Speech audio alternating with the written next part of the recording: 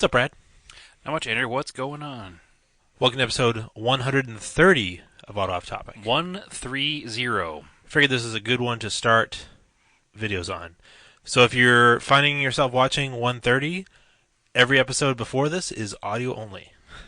If somehow you found their podcast by video first, It's possible if you're on YouTube, because Yeah, that's true. where these are going. But so for those listening the normal way, we're going to start an experiment here, videotaping these podcasts. yeah, please still download it though so we get the count. Yes. I mean, you can listen to it, or if you prefer, go on YouTube. But Yeah, I don't know about this, but we'll give it a try. trying new things to make more content. I just know I wouldn't want to look at me. I have to look at you. I suffer through it, but it's for the listeners. That's a valid point. So that's the way it is. You brought some beer, though. I did bring beer, yes. What do you have? I brought from Newburyport Brewing the Jopa Grande.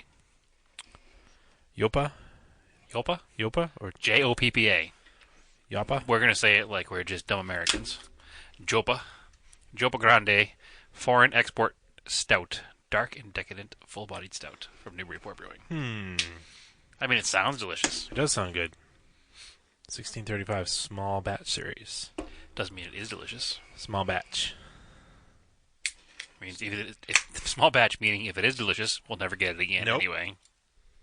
Smells good. It's pretty good. It needs to come up to temp, though, being a stout. Down to temp. Up. Up. Needs to be warmer. Come up to temp. Right. Yep. Yeah. That's the thing. Yep. I got you. Did you see the new documentary coming out about John DeLorean? The preview, it's not out yet, right? No, I sent you the trailer. But it's got Alec Baldwin playing John DeLorean. Yeah. And it's weird, though, because it's not like straight up biopic. It's like a mixture, but with like high quality reenactments. You know, some like documentaries, they have like these kind of like hazy, blurry dream type reenactments. Mm-hmm. So you really can't tell that the actor doesn't quite look like the person. But no, these are like straight up like biopic like reenactments. Okay. And then with actual people interviews that were there. And they made Alec Baldwin like looks like John DeLorean. So it has straight up interview parts? Yeah. On top of having regular, like... Okay. I thought it was just going to be No. like a theatrical movie. I didn't No, realize there was going to no. be any... No, it has like interviews with like his son and daughter and people that were around him. Interesting. Yeah, so that looks pretty cool. Is it going to be a like made-for-TV movie, or is it going to be in the I theaters? think so because it's on IFC, and IFC is a cable channel. Yep. So yeah, it sounds like it's made for TV. But the trailer is on YouTube, and it's called Framing John DeLorean, and which is like clearly a double entendre because it's like, you know, framing his life, but Yeah. maybe framing him. I don't know. It's got everything that people are into, right? It's got true crime, It says hits theaters this summer. pop culture, and this crazy luminary person like John DeLorean. Well, that's cool. So it's actually in theaters. Yeah, it's going to be a theatrical release. All right. So let's keep an eye out for Which that. is cool because I definitely would like to see that in like a theater. All right. Did you have a chance to watch Senna? Do you think I listen to things you tell me to do? No, I did not actually. We had a busy weekend, and I haven't had any time during the week. I've been straight out. All right. Cool. So no, I did not watch that yet. I did not watch the F1 documentary yet. I've only watched 1.5 episodes of that, so I haven't watched much of it. Yeah, I've watched pretty much nothing. But Nothing car related. like the way they were talking about on Clutch Kick, it's if F1 was as interesting as the documentary, I'd be more inclined to watch it. F1 is interesting to watch, but you have to really dedicate your time to it. Yeah, That's but the problem. what's more interesting is the stuff that's going on behind the scenes. Which is why it's interesting to watch F1 if you invest yourself in it. You really need to know the team, know the driver, know the story behind the team. You need to know that to get into the racing. But that takes a lot of research, That's what I and mean. documentaries do not. I can turn on a documentary. Documentaries take a lot of research No, to create. they do to create, but they're a lazy way to learn things, but also an entertaining way to learn I'll things. go with that. Yeah. Because somebody else did all the research for you and then just shows it to you. And you go, I know all about this now because I saw the documentary. Right. In fact, I know so much about this, we're going to do a podcast episode about it. Yes. In other news, the Azores Rally is this weekend, which I went to. That must suck last because you were year. there last year. I and you're know, probably and it like, looks. no. I keep looking at all the. It's such a cool rally to spectate, and I see all the Instagram posts, and it looks awesome. Like as we're recording this, they're doing the city stage, which was sick. That's a downtown one at nighttime? Yeah, it like doesn't mean anything. They just blow donuts in this little downtown area. Yep. And all the brakes throw like sparks and shit. So yeah, if you search the hashtag, it's Rally Azores on Instagram. There's some cool stuff. Azores? Yes, Excellent. exactly the way it sounds. 100 Acre Wood, we talked about. That was last weekend. Last week. It was Yep. last weekend too. Right, but it hadn't happened yet last time we recorded.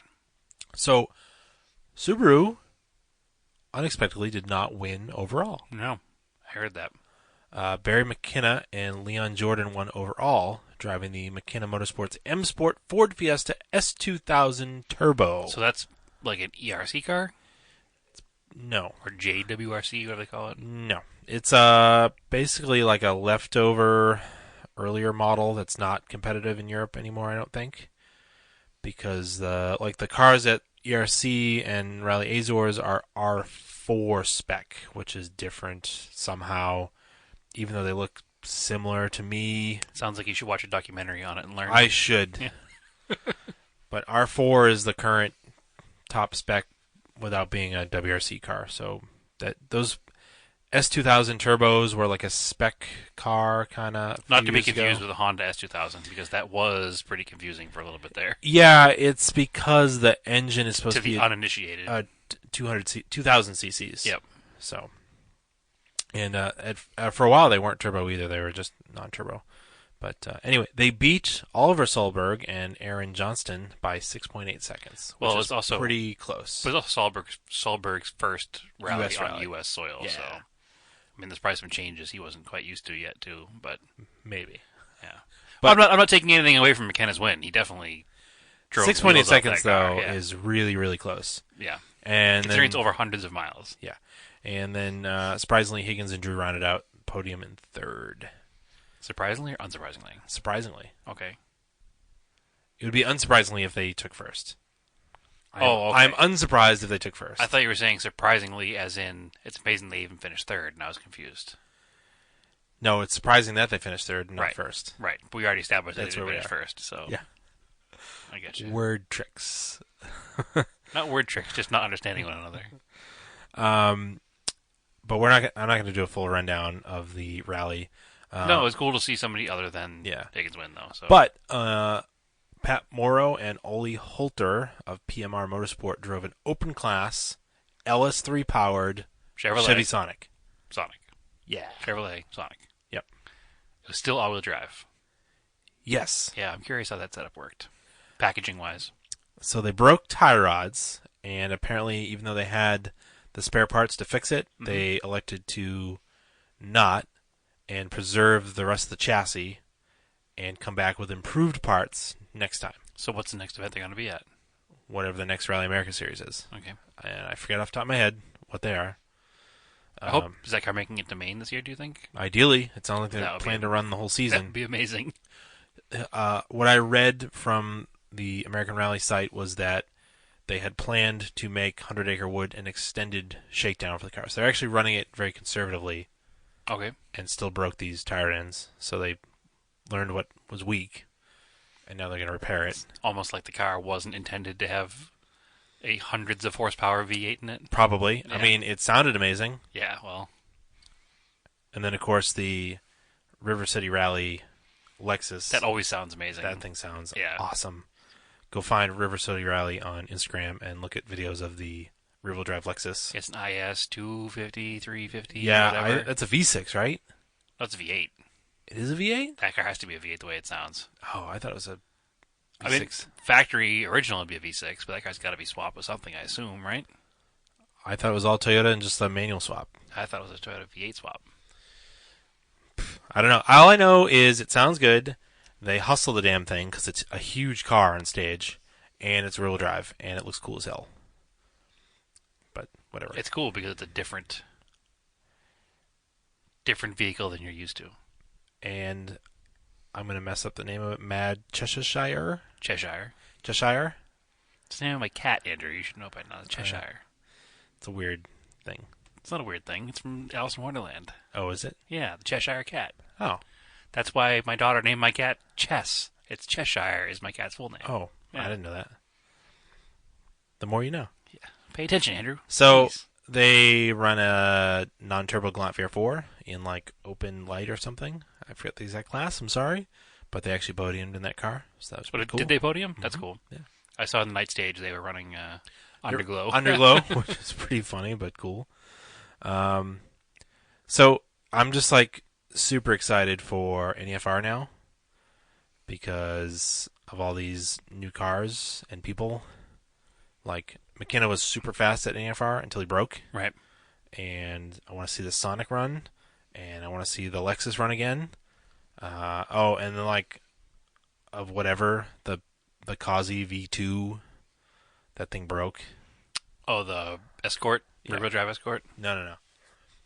A block was at 100 Acre Wood. But his car broke. yeah. Because it was a rear-wheel drive Escort that broke too. Yeah, but closer to home, we ran the NER SCCA Frost Heaves TSD Road Rally. And as usual, we flew seat of the pants, and we're mid-pack. Hold on. I tried to do some math. You did, but we have a better understanding of how to do the math, so I think next time we'll do better at it. I don't know. I still can't do math. And actually, had we not biffed that one leg and maxed it at 200 points, Yeah, we did pretty good otherwise. we did pretty good otherwise. That was the 200 points is what got us.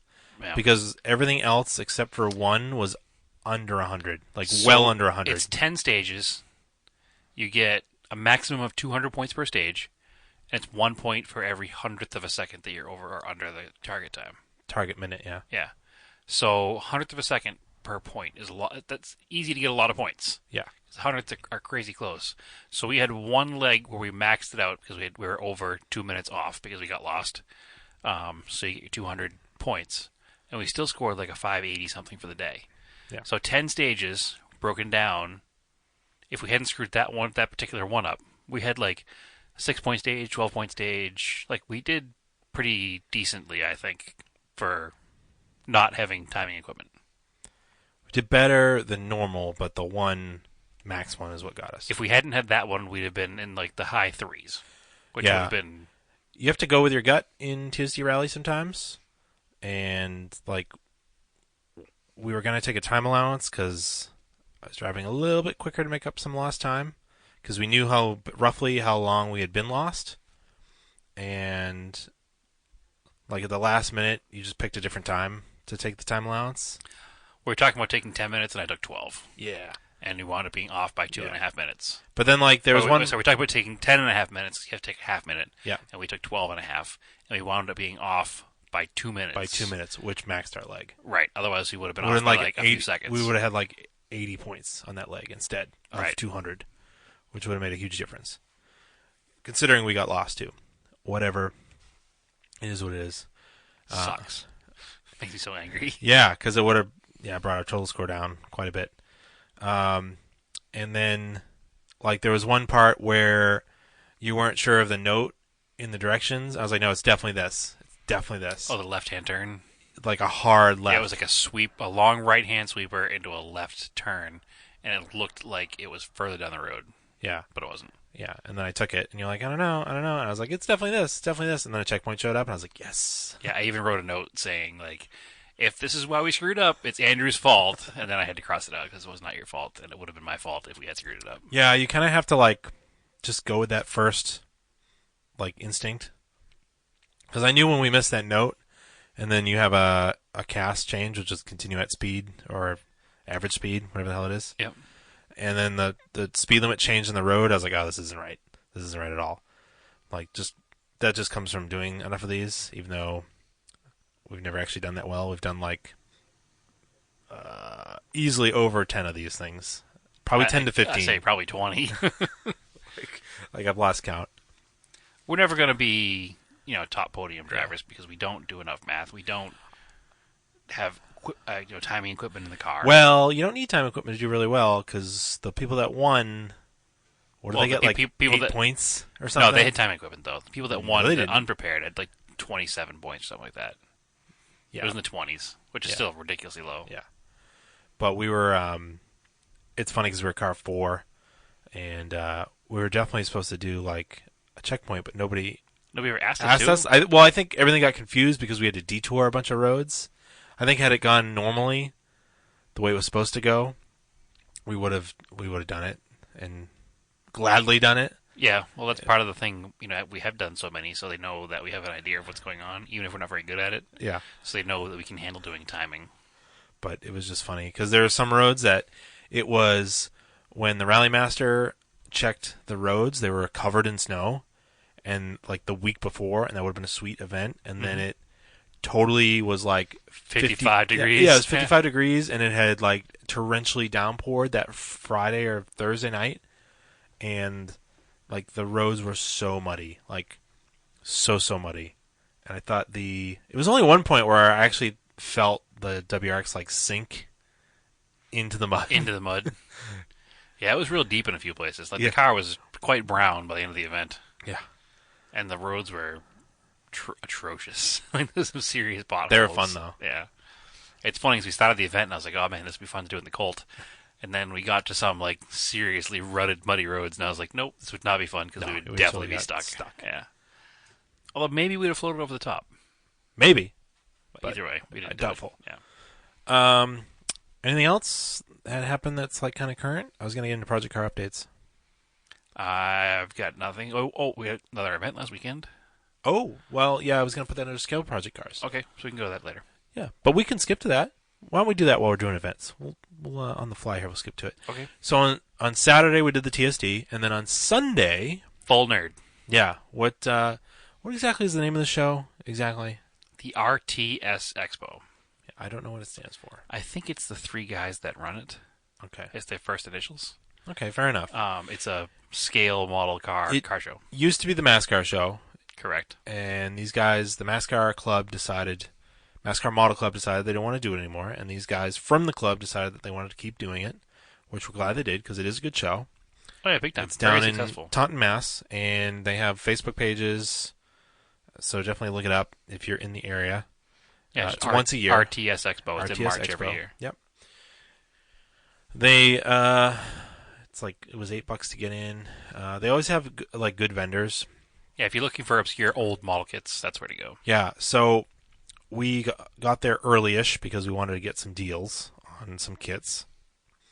Yeah, the good stuff sells early, obviously. Yep. I mean, I got a cool NSX kit.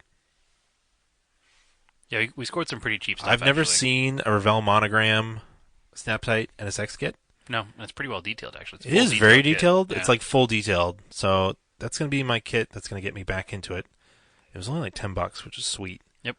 And if you're watching on YouTube, I'm showing it to the camera. But it's just it's like the super 90s Revell box that's teal-ish with the grid. And it's like probably, the prototype, whatever, Acura. No, it's like NSX, factory. or the factory car, one. yeah. But it's the classic red and black NSX, first gen. So Is there a production date in that box? Is it from like 1990? probably Yeah. It's interesting because that's back when Revell did a lot of full detail snap-tight kits. 1992 by Revell Monogram. Yeah, they don't really do full detail snap kits like that anymore. Nope. So it's basically a full-on model car that just has slightly larger mounting tabs. Yeah, it's actually, I was looking through it. It looks like a really, really nice kit, and it probably goes together pretty well. So So it's I'm gonna give it a basically go. like a stepping stone between like a simple snap tie kit for a kid and then a full glue kit for an adult. Um, I should do like a dual build of this and the Tamiya one, maybe. let's not get too All right, ambitious all here. right, all Let's right. get you back in. I'll just get back into Let's this get one. you back into building with one kit first. It's been a while since you built anything, so And then there's this vendor off in the corner. He had a bunch of stuff in front of his table. And he had some stuff stacked in the back. And I it wasn't spotted even on display either. It was kind of stuck behind everything. these two 1/20th scale Tamiya Porsche 935 kits from Like probably the early 80s. late 70s, early 80s. Yeah, they're pretty One is the old. Martini one, and the other one was the Variant. Valiant, It's the teal with like orange stripes car. with like bunny rabbits all over it. And they just re-released the 1/24th scale version of it. And Was the 124 scale version the same car though, or is it a different car? it's the same car. Okay. It's over there on the shelf. Yeah, I was looking for it on the shelf. But the boxes are kind of beat up, and it's pretty cool because these go for like. They're 100 to 150 on eBay. And he had like $50 tags on there that I could see, and then so we asked him like, "What do you do on it?" And he's like, 35 each. And we're like, "Deal," Yeah, we'll take both of them. because I was literally going to offer 80 for both, Yep. and then he said 35 unprovoked. So we're like, "All right, cool, Yep. take him. Done. Start the car, start the car." So once you get back into your building streak with that NSX, then we're gonna do like a kind of like we did with the Evo kit back in the day. Yeah, We'll do like a auto off topic, team build. We'll each build one. yeah, So we should try. we got to pick our decal options because the decals in the kits are junk. 'Cause Yeah. they're old. They're But old it's yellow. interesting. Mine came with two decal sets. Came with the As did- Jägermeister as did and mine.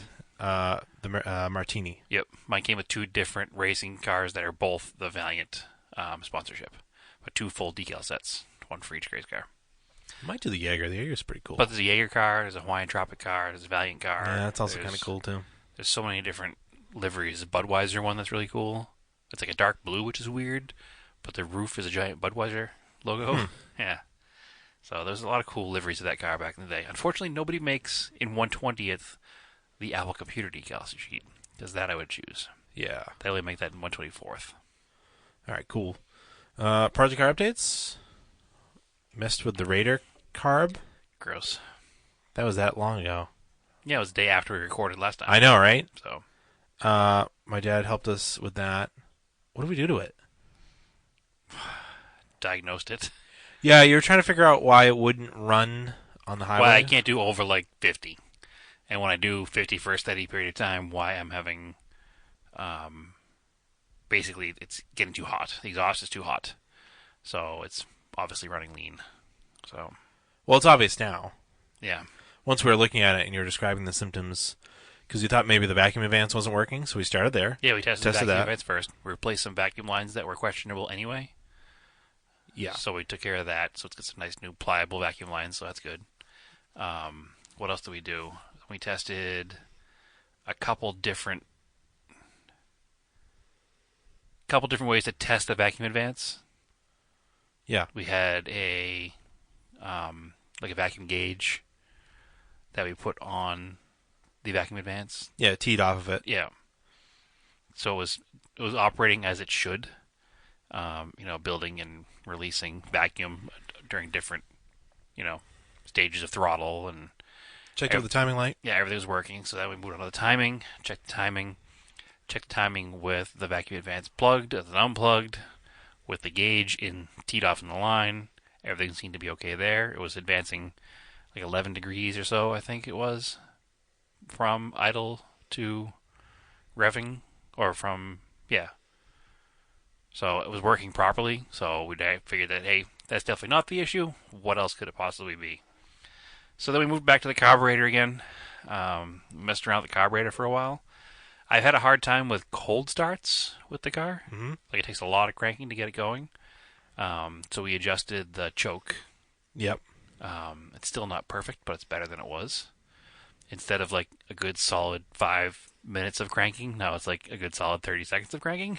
So while not perfect, it does work better. It sounds about right now. It's still a little off. It should start a little faster than it does.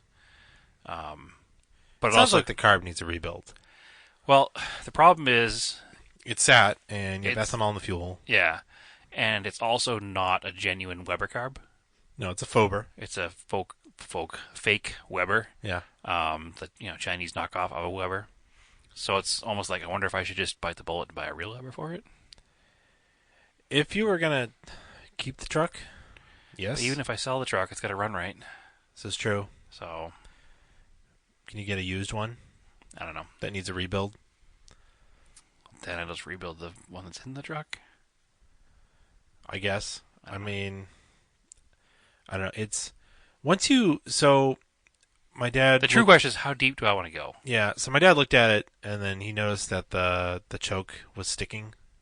Yep, sticking open. Yeah. And so he basically just sprayed some seafoam onto the levers and stuff and started working them and did a couple adjustments. And then he Mm-hmm. adjusted the mixture too at idle. So it sounded a lot better at idle and the It does. It definitely idles better than it used and to. he also adjusted the idle speed because before it was like idle and wicked high. It sounded crazy high. Yeah, idle pretty high. So that sounds a lot better. That's what it needed to stay running before too, because the air Yeah. fuel mixture was off. And then um, the other thing too, once you were explaining the symptoms and the way the exhaust gets cherry red, and I was in it the other day, and you can smell the cat converter, Yeah, like the sometimes. sulfur. So it's running too lean, and your exhaust gases are too high. And that the way that carburetor's set up is that the It's got a primary and a secondary, like an old quadrajet. yeah, it's a two barrel, but it's really like a primary and a secondary, It's a 3236, which makes and that's the two different, I think, Venturi sizes. yeah, which actually makes sense when you get to the version of that engine in the Starion with the uh, two injector throttle body. There's a larger and a smaller, Yeah. which are like your main and your secondary. So that basically what we decided is that the secondary is clogged, and you're not getting any fuel when it needs. That's what it seems to be. Yeah, and of course that is making it run lean. That's making your exhaust temps higher. Which we don't want, Nope. because we don't want to melt a valve or a piston. Yeah. So once you get that figured out, it should theoretically run on the highway. So whether you want to Theoretically. buy a used Weber So here's what that I've done works, here's what I've done so far. yeah, I bought a couple different products. do a poor man's rebuild. I did a liquid rebuild. I bought cans of Seafoam to dump in the tank. Not quite an Italian tune-up. Well, that's how you get it through a system. I bought cans of Seafoam to dump in the tank. Yeah. I've only filled it up once since I bought them because I Yeah. don't drive it very much right now. That has gone through almost one whole tank. And I bought this Seafoam additive that you turn the truck on, you get it up to operating temperature, you take the air cleaner off, and then while you have it revving at about 2,000 RPM, you just spray the contents of this can down the throttle of the carburetor. Um, and then in my brain, I was like, I should probably have it at faster than 2,000 RPM if I want the secondaries to open at all. But I also didn't want to leave it like idling open at 5,000 RPM for a long period of time. So I would just kind of blip it while spraying it to try to get it down inside there. And then after you do that, like till like half the can is gone, then you shut the truck off and let it cool down for like 10 minutes. And then you fire it back up and let it get back up to operating temperature and run it for 10 minutes. Uh-huh. And supposedly it's supposed to help clean out anything stuck in the carburetor, gunky in the carburetor. It's entirely possible. The truck sat for a long time. Yeah. The fuel quality is not that great. Just in general, Yeah. lately, there's a lot of alcohol in the fuel, so it just So I did that. stuff It up. didn't seem to help. So I bought another product that you're supposed to spray on it while it's cold, not while it's hot. So Carb cleaner? Yeah, it's basically carb cleaner, which I haven't had a chance to do yet because just haven't had a chance because of work and whatnot. But Yeah, you need to use the truck. So You can't spray it hot because you spray it hot, it's flammable and it'll cause issues. yeah, and if you just spray a bunch of carb cleaner down there while the truck can sit for a couple hours, it'll just evaporate. Yep. And you won't like flood it or anything. Which is what you're supposed to do. Yeah. So that's the next step before I go any further as far as taking it apart. I'm going to try to do that maybe before I leave work tomorrow. I'll go out to the truck like an hour before leaving work or 2 hours before leaving work and just spray it down there and Hope for the best. It might work. Worst case scenario, I live a mile from work, so I can just walk home if I have to. It's true. It's true. So I'm not really worried about it, but I'll give it a try tomorrow. To correct an earlier statement in the podcast, the engine in that Lexus is still a V6. I thought so. It just sounds really good. Does sound really good. I've never really heard it idling. I only hear it at Sounds good at idle too. full throttle, and it sounds amazing. But it's a Toyota GR family, 2GR, 3.5 liter V6. The big V6. Yeah, it's cool. That's cool. Speaking of V6s, I may have talked about this last week, but I took the Montero out of quote unquote storage. I don't think we talked about it on air. And the fuel line, I was like, kind of smell gas. And I posted this to my Instagram. I was like, that's a little weird. And but I was like, oh, cool, because I have a I feel Subaru. like that happened Thursday. Maybe it did. Probably after podcast. And the high pressure fuel line that feeds from the tank to the fuel rail, where it bends down and goes to the front of the engine, it's rubber, and it was literally spraying out like a pinhole. Yeah. Like high pressure, like a fuel injector amount of type of spray. And that's basically over the exhaust manifold. I was like, oh, that's super cool. Yep. Because that's like burn the entire truck down type of fuel leak. Super cool. Gonna get super hot. Yeah. And then even once you even if it caught fire and if I shut it off, all the residual pressure is still pushing fuel. So It would have been Thursdays. It posted 6 days ago, so it happened after podcast. yeah, so cool. I ordered a line for that from Japan. I think I ordered the right one. Hopefully I get it. It's correct. If it's not, I'll have to send it back. And I have a plan B is to repair that line with some AN fittings. We don't want to just do the clamps and rubber hose. Make it a little bit nicer. Yeah. Whatever. I don't like the look of AN on an otherwise stock vehicle. No, but I guess it works. When you use black stuff and you use black fuel line, Okay, it looks really stock. And then last night, I took the Galan out. Yeah, that was nice. You and I went to a friend's house. We can talk about those magazines too. And it's running lean again, which is kind of annoying. Mm-hmm. I'll have to double check all the vacuum lines again. But I think I need to move to an aftermarket fuel pressure regulator. And Or a fuel pump. Yeah, but I would rather start with a fuel pressure regulator because I have no idea what the fuel pressure is or if it's correct, if it's even at the factory setting. So you have a factory fuel pressure regulator on there right now? Okay. But it's 30 years old, so Yep. who knows? And the amount of effort it is to put a fuel pressure gauge on it, I could just put a regulator in, And they're not expensive. and then Yeah. it's like not a bad upgrade. Yep. And J&Z Tuning sells a ready-made kit with all the fittings you need. So Okay, for like less than $100. no, it's like $200. Oh, okay. And then I also have a spare set of injectors that I should send out and have Cleaned and cleaned rebuilt. and flow tested because I have no idea of the age and conditions of the injectors that I put in this car. They were just used stock 450 injectors, and they could be crummy and not spraying the right amount of fuel. So I'll start there, and if that stuff doesn't help, then I'll move to the pump because the pump's easy to change because I have had that because I did the whole tank last year, so I know the pump will come out. So Yeah, and did you put a new pump in at the time? Nope. Okay. nope, because it was working, so I didn't touch Yeah. it. And it's also just a stock part. Yeah, So, and it's running stock boost, but it's not running enough fuel. right. So it's weird. Because otherwise, off boost, the car runs Just fine. pretty fine. Mostly just fine. Yeah, Mostly just other fine. than The idle's still a little weird. It's better than it was, but it's not as good as it should be. But I can play with that a little more. But, I mean, that's the nice thing about the car. I don't have to drive it every day, so I Right. can play with it. That's the other thing. When I got ECM Link for it, it was already into the heat of the summer, so it was really difficult to try and tune it because it was... heat soaking. Yeah, it was And 80 it was degrees outside. 85% humidity. Super humid. Yeah. So now I have it a little bit earlier in the season once it's in the 60s and 70s and still pretty dry. Should be in the 60s next week, I think. Yeah, so we'll get there. Yeah, I'm going to change all the snow tires off soon. Yeah, you store it in snow tires to preserve your other tires. Mm-hmm. And because sometimes you got to move it into the driveway, and Yep. it would get stuck in the driveway Yeah. without them. Which actually I'm gonna have to move all the cars because I'm having a new garage door put in. So, Fancy. be real nice in there now. Mr. Moneybags over here. Yep. New garage doors. We talked about the RTS show.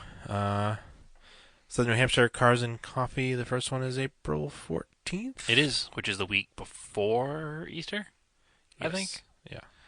So, we'll be there. Mm-hmm. Hopefully with cars. Mm-hmm. I think so. I feel like it was a lot of rain this week. Like tomorrow, Friday. Should watch the Hot rest off of the topic salt off the weather. roads. Forecasts. Fine. I'll stop. No rain. No weather. Car stays in storage. Forever. Forever. Can't talk about the weather anymore. Nope. Anyway, the road should be clear enough due to things that happen in the atmosphere, and I should be able to take the car out hopefully this weekend.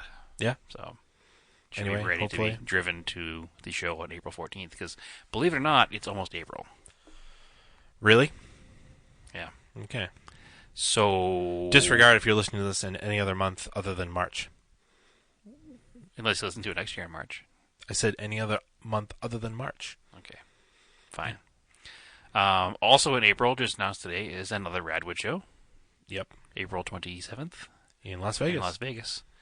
My car will already be in Phoenix, so I might just shoot over there and take care and go to that as well. Because Just casually shoot over there.